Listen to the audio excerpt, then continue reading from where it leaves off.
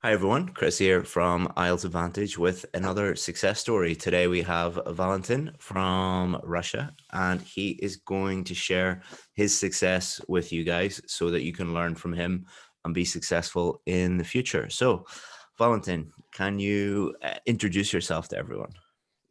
So, hi everyone. As Chris said before, my name is Valentin. I'm from Moscow. So I'm 30 years old.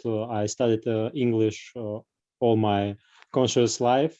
So I have the huge background, but I had struggled with IELTS. So that's why I'm here, I think.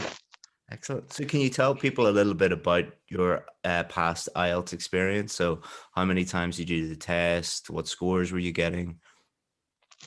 So actually, today is the day when I took my first IELTS attempt 1 year ago, the 2nd of November.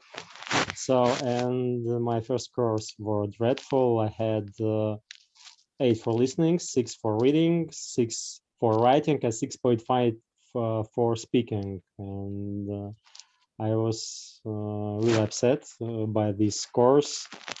And I took my second attempt in February, 2 months ago, and I had better scores. I got 7.5 for listening, 8 for reading, 6.5 for writing, and 6.5 for speaking. Mhm. Then I had 2 more attempts in April and May, and in both of them I got 8 for listening, approximately near 9 for reading, and 6.5 and for writing, and 7 for speaking. So I was really close to my goal for registering in Canadian immigration program. And finally, my last attempt was in September, and I got my desired score. It were 8.5 for listening, 9 for reading, 7 for writing, and 7 for speaking. And Congratulations. thank you very much. It's amazing So, to go from a band six to a band nine in reading. That's extremely rare. Very, very rare. It's there's not many students that have gone three bands up before. So well done. thank you very much. But to be sincere, reading and listening are really very simple. So you have no to do nothing special to progress in it. You should just listen and read. So Yeah, but it was different when you did it the first time, you only got a six. So you know. I had I had a big struggle with distracting. So With I could what, be sorry? easy distraction. I could be easily distracted in Oh, okay. by true false not given questions, and I really hated all the questions related to topics. So when you should place topics for different part of the text, I really hate them. Well, you got over that problem. So well done. That's great. That's amazing. So when you look back, what were your key challenges or your key weaknesses or your key problems? So my key problems were related to writing. So I made my writing too complex. So as a compatriot of Dostoevsky, it's really hard to me to realize all my ideas simple. Yeah. So I had gargantuan essays, approximately 400 words each. And of course, it had a lot of grammar and lexical mistakes, and it was very hard to get only one ideas for this essay. So, and approximately for half a year, I struggled with my writing. I wrote one essay and one later each day, and to practice. Some of my favorite writers are Russian, like Dostoevsky and Tolstoy, but they're not known for being short and simple. Yeah, of course. Geniuses, but yeah, I don't know if Tolstoy or Dostoevsky did the IELTS test. I don't know if they would get. I think it's impossible for them. So sometimes when you read them, it's really hard to get the main idea. Hmm. Yeah, So that's why it's often used by a Russian literature teacher uh, to test your writing and reading skills. I actually have a book by Tolstoy here. Um, it's it's an amazing book. It's called A Calendar of Wisdom. Oh It's by yeah, it's great. but he does give, it's just every day of the, so it's 1st of January until the 31st of December, but each day he does write just a very short, simple thing. So we shouldn't criticize him too much for being for being complex, because he's this is a really great book, great Russian book. So but anyway, so you said that you were making your writing too complex. Was that the ideas or the vocabulary or the grammar or everything, or what Uh, was? Actually, everything, because I made a lot of suggests that you should use a lot of conjunctions and others. So, and I put all of them, a lot of conjunctions, a lot of complex vocabulary, a lot of ideas.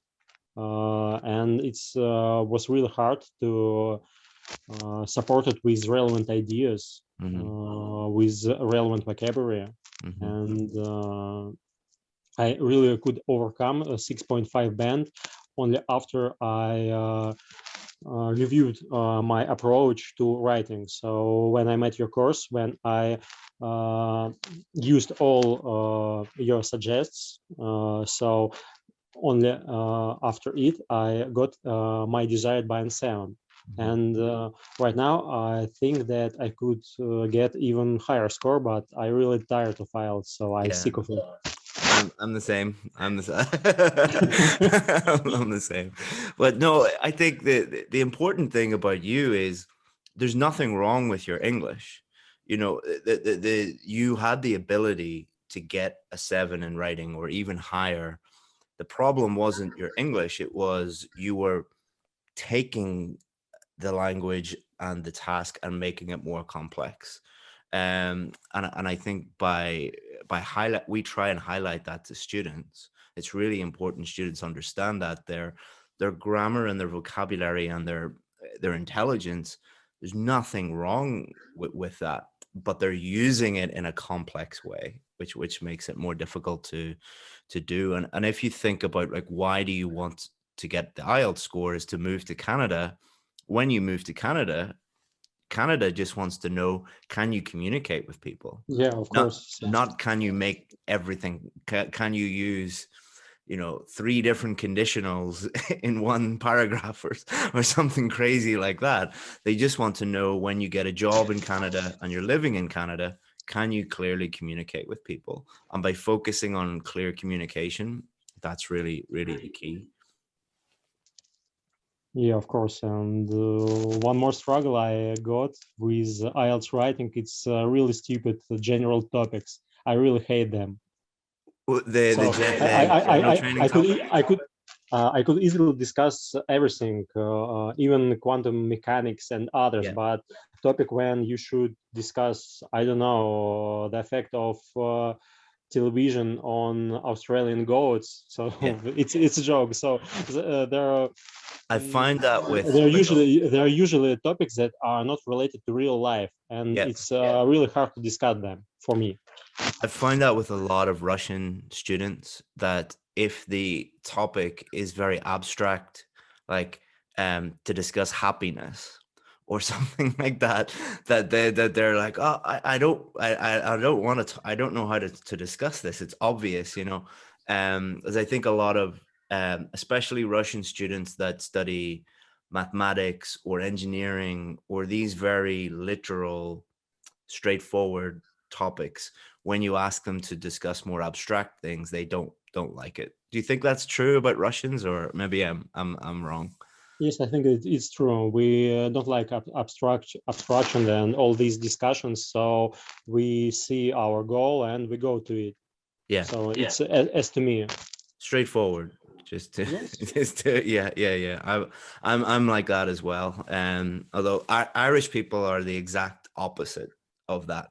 We love storytelling and music and abstract things like that, and we're not comfortable with, well, most of us aren't comfortable with like straightforward analytical things. So it's interesting the effect that culture can Yeah, have of course. on communication and Cu- Of course, culture has enormous effect on each of us. So yeah, I completely believe that every nation has its own struggles with IELTS. So I think that Indian people has one struggles, Russian people had another, and so on. yeah. So like Russian people, articles are not in the Russian language, so articles are a big problem for Russian speakers because it's just not something you guys are used to, you know. Yeah, of course. Right now, I'm struggling with French articles, so it's mind blowing. Yeah, I failed French in school, so I understand what that's like. So, how did you overcome those problems? So, let's imagine you're talking to yourself a year ago. What advice would you give yourself? Try to simplify as much as possible. So Hmm. it's the best tip I got. Hmm. Hmm. Yeah, So and the greatest tip I got from IELTS Advantage is trying to explain the topic to a person who doesn't know anything on yeah, this topic. So yeah, like to someone stupid. I don't know. yeah. Picture either like a 5-year-old or a 95-year-old, like someone who doesn't know much about this topic, someone who and like, so for me that would be explaining it to either my little boy who's Mhm. 7 or my mother who is 77. Like if I was to explain Bitcoin to my mother, like I would have to break it down Mhm. into, very simple language and explain everything. Or if I was to explain, I was doing this, I was explaining vaccinations to my little boy. Like, he doesn't know anything about them. So but I would use very different language to explain vaccines to my little boy compared to my brother-in-law who's a doctor. Mhm. He knows everything about them. So when you are writing an essay, imagine that person who doesn't know anything about the topic, and write the essay to them, like explaining it to them. I think that's really good advice. On my last attempt, I got a really great topic for it. So it was something like about modern technologies and how people choose them. Mm, So, and I got example like you shouldn't choose too complex technologies like, I don't know, the on the edge Leon batteries who could which could blow like in Samsung Galaxy 8 phone and the others. So you shouldn't buy too expensive mhm. techniques because price is not equal to quality. Yeah, yeah. No, pick thing, because often within the question you have some room to pick your main ideas and what you're going to talk about. Pick the ideas that are simple for you to explain and think of examples and Mhm. things like that. Like I did the speaking test recently. I went and did the real test, and I just tried to pick things that were really really easy for me to talk about, and that helped me, and that helps a lot of students, I think. Cool. So any other advice? So keep it simple, explain it to someone who knows nothing about the topic. Anything else that you would Uh, suggest? plan before you write. So you should use from 5 to 10 minutes to plan your answer. And my last attempt, it took me 27 minutes for both parts. for letter and for essay, and I had 13 minutes for proofreading. Wow, amazing, amazing. Yeah, that's something that nearly every success story we do, they say planning was the one thing that really helped them. So it's an investment of time, and I think the way my brain works, I'm good at thinking of one thing at a time. So if I'm doing my planning, I can really focus on that and then do my writing and really focus on that and then checking and focus on that. But if I try and think and write and check at the same time, it's terrible for me. I don't know. I think a lot of people, especially men, are like that. We're not good at multitasking, you know. And one more great advice I got from you is to check every sentence. So you write a sentence, you check it, and then you continue. Yeah. So it's really helped me, because usually when I'm hurrying, I just type a lot and then I'm proofreading, and I miss a lot of mistakes, like articles, and they're really stupid one. I know this topic, I know how to use tenses and others. Hmm. So, and all these mistakes I made was only because I'm hurrying, Hmm. too hurried, too nervous, and other. Hmm. No, absolutely. So those are great tips, Valentin. Thank you so much for sharing those with the rest of the people watching. And if you need any help in the future, feel free to let us know, Valentin. I can't help you with French though. I'm terrible with French. So. I know, but I still want to use the rest of your course to correct my grammar and to increase my lexical resources. Yeah, you So have lifetime I still access. so I still have a lot of issues that I should correct, because language is not only IELTS exam; it's lifetime practice. Hmm. So maybe one day I want to get C2 level. So, Yeah, and it would be great.